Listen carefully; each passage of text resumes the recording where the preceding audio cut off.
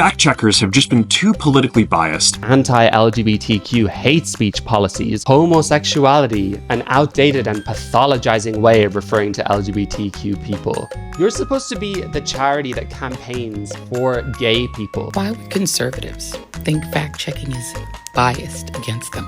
I mean, what are you sharing? She's not getting it. She doesn't understand the difference between facts and subjective thought. Mark Zuckerberg and Meta have now announced that they have some policy changes and are going to be enacting a radical, crazy idea that's never been done before. It's called freedom of speech.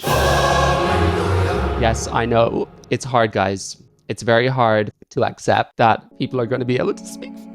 We just were able to censor people for so long that... Anyway, today we're going to talk about this. So let's see what Mark Zuckerberg has to say. There's been widespread debate about potential harms from online content. Governments and legacy media have pushed to censor more and more. So we built a lot of complex systems to moderate content. But the problem with complex systems is they make mistakes. The recent elections also feel like a cultural tipping point towards once again prioritizing speech. We're going to get rid of fact checkers and replace them with community notes, similar to X, starting in the US. Fact checkers have just been too politically biased and have destroyed more trust than they've created. We're going to simplify our content policies and get rid of a bunch of restrictions on topics like immigration and gender that are just out of touch with mainstream discourse. What started as a movement to be more inclusive has increasingly been used to shut down opinions and shut out people with different ideas, and it's gone too far. It is time to focus on reducing mistakes, simplifying our systems, getting back to our roots about giving people voice. I'm looking forward to this next chapter. Stay good out there, and more to come soon. Sounds good to me, right? But of course, people are misinterpreting this. The first thing I'll say, what are Zuckerberg's intentions behind this? Because during COVID, it was all too convenient for him to censor information about the COVID vaccine on behalf of the Biden administration. And now Trump is coming into office and, oh, what do you know? Now we're a freedom of speech platform. It could be entirely based off wanting to be in Trump's good books. Who knows? It could also be regret and remorse that Zuckerberg is feeling from where he let his website go to. You know, a lot of these people and institutions, their intentions started off well. They were saying, okay, well, we don't want people to be harassed, to be abused, you know, for people to be called slurs, that kind of stuff online. So a lot of these things come from a good place. Progressivism, these ideas come from a good place. After years of the stakes being raised and the Overton window shifting, now we're in a space where you're actually not allowed to say that sex is real, or you're not allowed critique, you know, maybe we shouldn't have lots of illegal immigration, that kind of stuff. So I hope that he is possibly feeling regret and realizing he's got some stuff wrong, and that he's realized a lot of that has come to light from censoring information.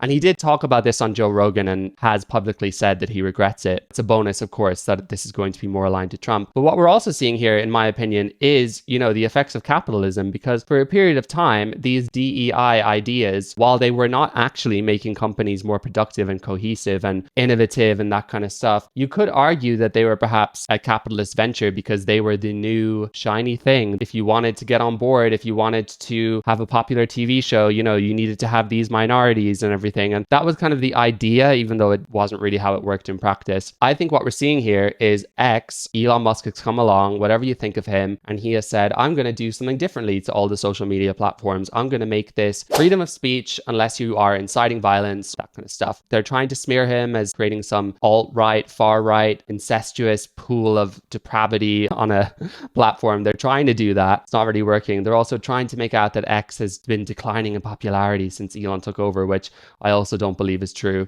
But someone like Zuckerberg is actually seeing, okay, they are outperforming me. People are demanding this service. People want this free speech, you know, and the community notes are part of that. So he's recognizing in this capitalist system, he's going to where the demand is. And I've been saying for a while now, once Trump comes into office, whether you agree or disagree or hate him, whatever, one thing he talks about is free speech, de-wokifying the West. We are now seeing the dominoes start to fall. I think Zuckerberg is a big one. He owns one of the biggest companies in the world. Facebook and Instagram are now potentially going to be places where we can speak freely. That is a big, big game changer. One of the hopes I have in terms of the dewokification, normalization of common sense and things we used to be able to talk about freely with Trump is that it will follow suit in the UK, because while the US is making strides, you know, us in the UK here are drowning under Keir Stalin, people being sent to prison for social media posts. Elon Musk is all over that too. So I really hope that makes a difference. Here's an example from from Maya Forstater founded Sex Matters. She was the reason J.K. Rowling first came public about her opinions, where she did the tweet, dress however you please, wear whatever you want, that kind of thing. Because Maya Forstater lost her job and then took them to court. Her crime was, believing sex to be immutable and posting that on Twitter. She has an example here of another user, Colette Colfer, I'm not familiar with her, testing what Facebook is currently doing to censor free speech. I do not believe it's possible for anyone to change sex. Sex is binary and immutable. Even people born with intersex conditions cannot switch the type of gamete they produce. Women deserve single-sex spaces, including for sports, domestic violence shelters, prisons, changing rooms. Everyone should have freedom of belief and should not be compelled to subscribe to any belief system, religion, or theory. I do not subscribe to gender identity theory. I do not have a gender identity. I have no preferred pronouns. Call me what you want. Everyone should be treated with dignity and respect regardless of their beliefs or identity. All human rights are human rights. It's not hate to speak the truth. The emperor is naked. Biology matters. So there's a lot there, right? I mean, it is kind of tongue-in-cheek in a way because they know they're kind of cramming everything they possibly can into this post to really ignite the trans activists. Wake those sleeping dragons. But then, of course, the outcome was, we've suspended your account, 180 days left to appeal or will permanently disable your account. That's an example of the kind of stuff that's being censored right now under Facebook's current communist regime. This is what's happening. And something else Mark Zuckerberg said was they're removing, fact checkers. And it's funny, isn't it? Because facts are supposed to be truth. They're supposed to be objective. They're not supposed to come with a moral weight. They're not supposed to come with, oh, but I don't really like that fact. It's offensive. No, they're just facts.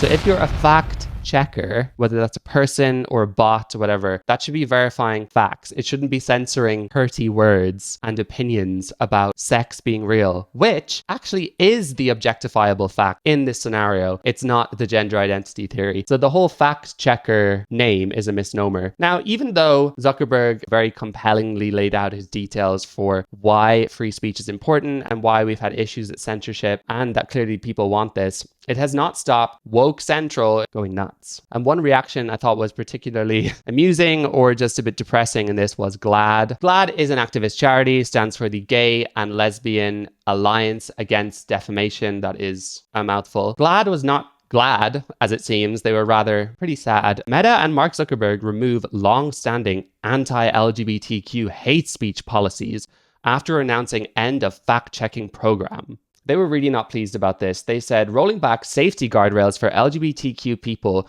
people of color, women, immigrants, and other protected groups. These changes to the hateful conduct policy are in addition to news this morning that Meta will end its fact-checking program. So me as a gay person, I look at this and I just think, honestly, it's offensive. Do you think I need protecting from Meta, from Zuckerberg, from the hurty words people are going to say? No, I really don't. And people who think they need that in the West, where it is illegal to, be violent towards someone, to fire someone from their job for being gay, they're really on another planet. And actually, the threat towards LGBTQ people in the West is not coming from right-wing bigots. It's not coming from Meta, really. It's actually coming from, you guessed it, Islam, a subset of Islam at least, that despise gay people. I know there's Muslims out there who don't care if you're gay. I've met a couple of those Muslims myself. And it's not just Islam, it's in some other religions too. Orthodox Jews, I don't know. They seem pretty out there, but I don't know how they feel about gay people. Amish people, do they not like gay people? Who knows? It is in places, but I don't think it's really in the places that they're looking for. A Matt Walsh coming on Facebook and saying, I don't really think it's healthy to have two gay dads. Whatever. He's allowed to have that opinion. I don't need to be protected from it. He should be allowed to have that opinion. We're only going to be able to get to consensus and decisions if people are allowed to express their opinions. And we've learned when you censor all that stuff, people get pretty angry. So this is some of the stuff Glaad said. So they're saying Meta now has allowances for attacks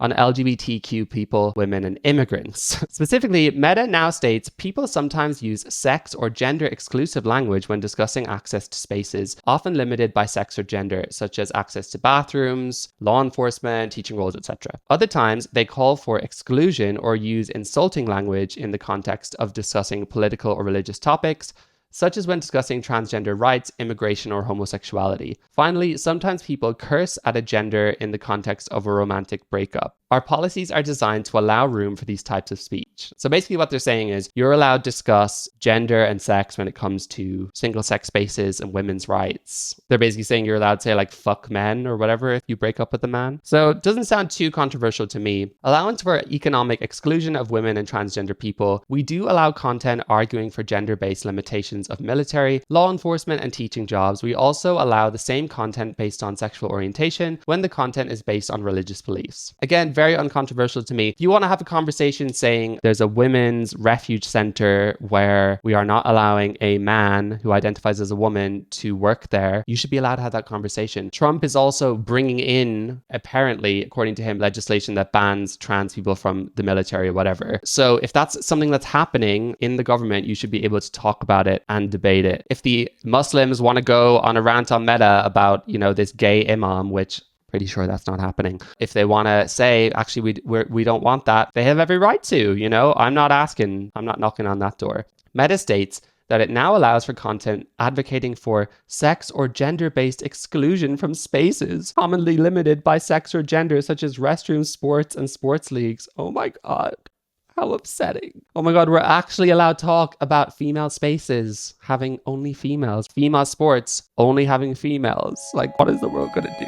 We have to start talking about women's rights, guys. What are we going to do? It's actually like by the time the women's vote was won, the remaining dregs of society of men, well, maybe that's too harsh a word, the remaining men who were outraged, like banging on that drum 5 years later, being like, we gave you the right to vote. And, we're so really upset about that. That's what this is like, How dare you speak about single-sex spaces? Allowances for claims that LGBTQ people are mentally ill. That one I think is actually pretty funny. We do allow allegations of mental illness or abnormality when based on gender or sexual orientation, given the political and religious discourse about transgenderism and homosexuality. Fair play to them, honestly, for taking a bold stance like that. I think that the argument for homosexuality being derived from trauma is actually quite an interesting one. I've kind of arrived at the opinion that it's a combination of biological and environmental factors. In terms of the environment, probably determined by a very young age, like by the age of 3 or 4, it's kind of cemented or stuff like that. At least it is for men. So could you argue that in my case, having a very absent father, is that part of why I'm gay? Who knows? Does it make a difference? No, it doesn't. But anyway, that kind of prevailing argument to put people against gay people is a very unpopular one anyway. And religious people who want to believe that, let them go ahead with it. But it's not very popular within secularism. Again, we know where it is popular. But when it comes to transgenderism, there's a very legitimate argument about mental illness. And transsexual people like Blair White and Buck Angel say this themselves, that gender dysphoria is a mental illness. So that should definitely be something we should be allowed to talk about. Previously, Meta prohibited dehumanizing speech in the form of comparisons to or generalizations about inanimate objects. For example, women as household objects or property or objects in general. Transgender or non-binary people as it. Criminals, for example, thieves, bank robbers. Those pesky non-binary bank robbers, they're all just a bunch of bank robbers. Didn't you know non-binary people are just bank robbers?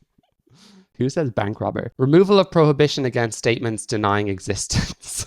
For example, characteristics or quasi-protected God, all this is so boring to read out, do not exist. Yeah, so the concept of non-binaryism doesn't exist. That's a legitimate opinion, and it's not hate speech. You're allowed to believe in it. You're allowed to believe in Islam. I don't think Islam exists. I don't think Allah exists. Knock yourself out with that Quran. This absolutely kills me. Today's announcement includes numerous alarming changes to both allow anti-LGBTQ hateful rhetoric, notably the additions of the words transgenderism, a hateful right-wing neologism intended to imply that being trans is an ideology. It is. And homosexuality, an outdated and pathologizing way of referring to LGBTQ people. F you. You're supposed to be the charity that campaigns for gay people. And you want to say that homosexuality is an outdated term to pathologize? No, it's just an accurate scientific word to describe same-sex attraction. And it's actually really important. It's an important word for us to be able to assert what being gay is and same-sex attraction.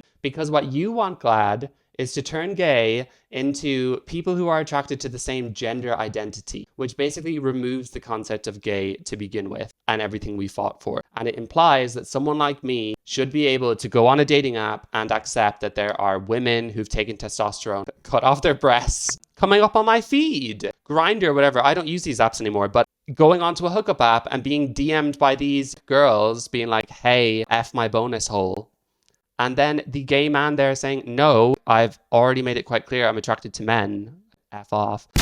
Anyway, that's a tangent and a half, but that's why homosexuality is important, and we see what you're trying to do there. Homosexuality is outdated, but the word queer is totally fine, even though that word has been used in the past while gay people have been being beaten, assaulted, murdered, verbally abused. Because they set the rules, that's what they do. They set the rules. They say these are okay and these are not, and if you challenge it, you're a hateful right-wing bigot. I have to say, it is nice to sit back and rejoice while we look at the woke mountains are just crumbling. It does feel a bit smug to witness it. Meta removes prohibitions on statements of inferiority, expressions, or contempt or disgust. Cursing, calls for exclusion or segregation. The thing is, a lot of this stuff actually looks quite, oh gosh, you're going to allow that. But then it's where do you draw the line? And a lot of this stuff is subjective. So when you're talking about statements of inferiority, expressions of contempt or disgust, is a woman allowed to express disgust at a male who has entered her space and seems to be living out his fetish around her? Because she should be allowed to express that, but under the current narrative, that is viewed as contempt.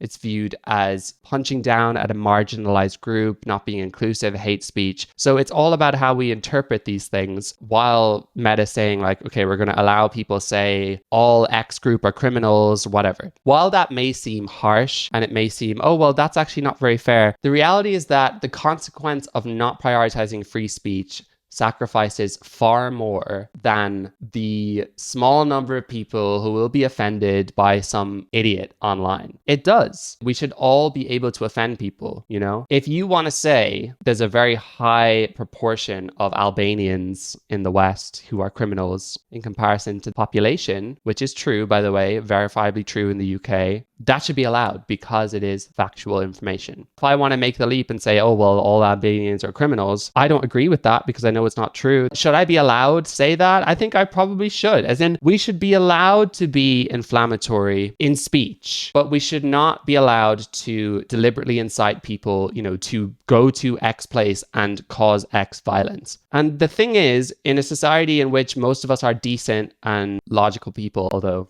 how many people are on the woke side now? We can trust society in general with free speech to be able to recognize douchebags and idiots and then decide who we want to associate ourselves with. If someone is just saying something racist or saying something homophobic and they're not advocating for violence, you know, it's very easy to distance yourself from that person. These things are more complicated than they're made out to be. You know, with free speech, I believe that we draw the line at deliberately inciting someone to cause violence, and we also draw the line at defamation. You can protect someone from literally being lied about. If you put out a bunch of lies saying this person assaulted these children and it's just completely untrue, that is not free speech. That is defamation. And I think that should come with consequences. So that's what I mean, is that introducing this concept of free speech, you know, this mystical free speech concept, a lot of people on the woke side of the argument think like, free speech is just used as a right-wing talking point to spread bigotry. When anti-free speech and censorship is working in your favor, if you're a woke progressive who wants to talk about pronouns and, you know, talk about men and women's sports and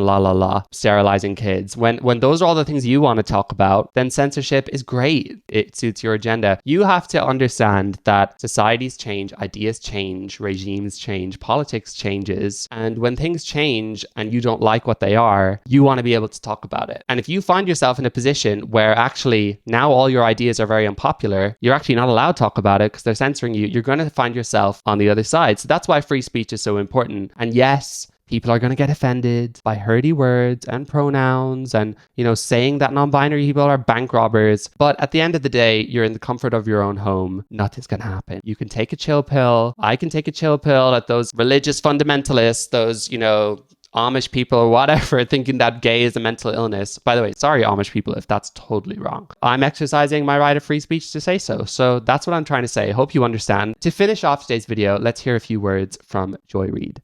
Why would conservatives think fact-checking is biased against them? I mean, what are you sharing if you keep getting fact-checked for false information? Think about it. What were conservatives sharing on Meta that was getting flagged so much? Are they spreading false information?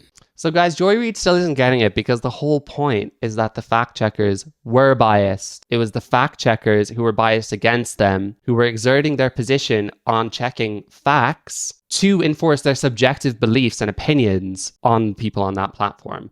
So Joy Reid doesn't get it. She still thinks that concepts like white privilege is just fact, where in actual fact, it's an idea. White privilege is a philosophy, it's an idea, it's a set of beliefs. You're very free to subscribe to it. And Joy Reid is allowed to believe it, but Joy Reid is not allowed to enforce that belief on other people. But she lives in her little world that's like obsessed with racism, thinks that Florida is a fascist state, thinks that Latinos who voted for Trump are now race traitors, and white privilege is just like a thing. So she's not getting it. She doesn't understand the difference between facts and subjective thought. And that's really telling of her side of the argument here. And why were they so eager? And why are Republicans in general so eager to end the idea of fact-checking? What are they trying to share? What is the motivation for not wanting it to be fact-checked? The motivation was for them to be able to share their opinions without being censored. So to talk about the cons of mass migration, the cons of illegal immigration, the criticisms against the Black Lives Matter movement, of which there are many.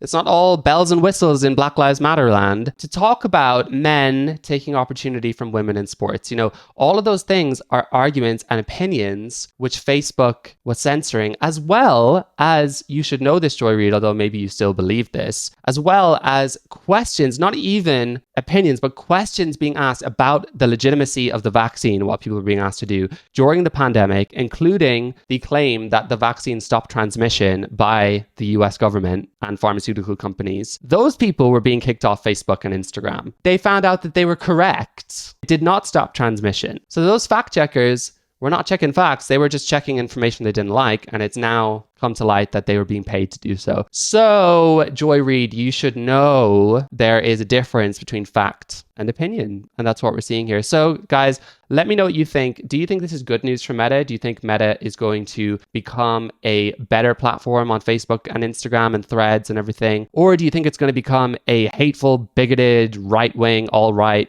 place for the Andrew Tates of the world to go and plot their takeover of the world? Do you think that Zuckerberg's intentions behind this are pure? Do you think he just wants in with Trump's good books? Or does he just recognize that there is a real shift that he needs to come up with, or he will go bust? I'm very curious to know what you think. And with that said, I will see you soon for another video. Bye.